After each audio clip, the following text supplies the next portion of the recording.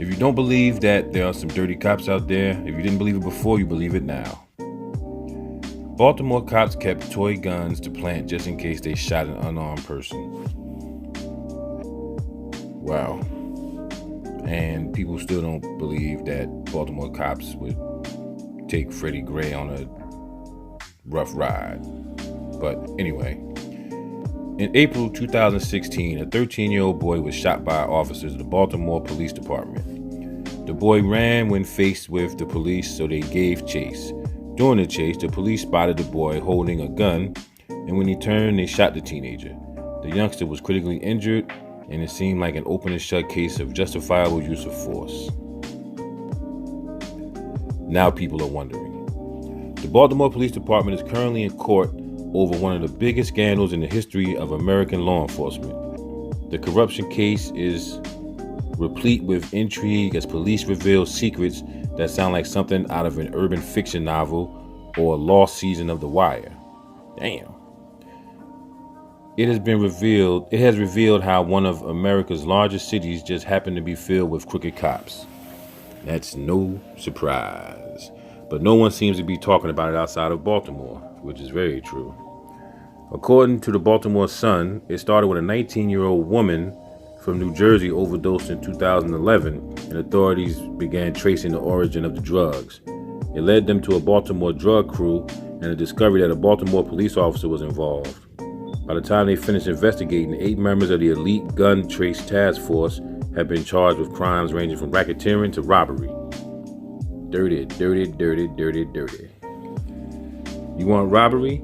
How about the story of the corrupt squad stopping a drug dealer during a traffic stop and robbing him of $6,500, then going to the man's home without a warrant and taking another $100,000 out of a safe? Damn, that sounds like some training day shit. Sergeant Wayne Jenkins would ask suspected drug dealers, if you could put together a crew of guys and rob the biggest drug dealer in town, who would it be? Yeah, that was a corrupt. That's straight out of the movie Training Day. If you're interested in police targeting regular citizens, maybe you should read about how the Maurice Ward had a technique of driving fast as groups of people, slamming on the brakes and chasing whoever ran. Perhaps you hear how Jenkins believed that all young men with backpacks were dope boys, or people who drove Honda Accords with tinted windows. Wow. And then there's the revelation that the supervisor of the unit instructed officers to carry a toy gun just in case they found themselves in a jam and needed to plant one. When one of the officers, Maurice Taylor, was arrested, officials couldn't figure out why he had a toy gun in his glove compartment. The revelations aren't speculation. 6 of the 8 indicted officers have agreed to cooperate with federal law enforcement agents and are testifying in open court. An officer who was scheduled to offer evidence against the crooked cops won't get to do so after he was mysteriously shot in the head with his own weapon the day before he was to testify. Oh, that's the cop. I forgot his name. Oh, these are the guys he was supposed to testify. Oh yeah, they definitely killed him. I know what you're thinking. After the death of Freddie Gray and the discovery of multiple officers who planted drugs on suspects, the Baltimore Police Department is one of the most corrupt departments in the country. Or maybe Baltimore is indicative of police departments all over the country. Yes, that is true. Maybe they're like the one in Cleveland, which hired the cop who killed Tamir Rice after he was fired by another police department. Or like the South Carolina state trooper who said he shot a man because he was moving erratically while reaching for his wallet. Or when a paid police informant planted cocaine in a store owner's shop. It is not just Baltimore cops, it is cops. They will shoot you in the face in front of your infant daughter. They will choke you to sleep for selling cigarettes. They will shoot you in the back for walking away, and they will get away with it so often that we are shocked when they are indicted. That's the real story. Wow. Yeah, man, these crooked cops, boy. These crooked cops are something else. And you got people who just won't bring themselves to believe that they are crooked cops. But there's articles like this all the time. There's stories like this all the time. And if you grew up in the inner city, you know I have stories for days about cops. I remember one time, me and a few friends, it was, the day before Halloween where, friends, kids go out and they throw eggs and they, just walk around and do crazy stuff, write on stuff with soap. That's what we used to do. We used to call it mischief night is what it used to be called. It's called something else now.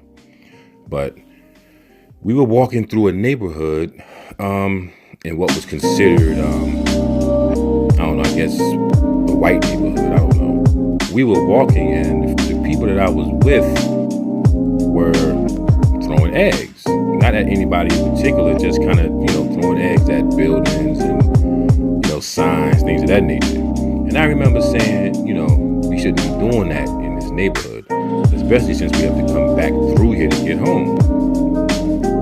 So, lo and behold, we're on our way back home, and cops pull up on us. And it was about 6 or 7 of us.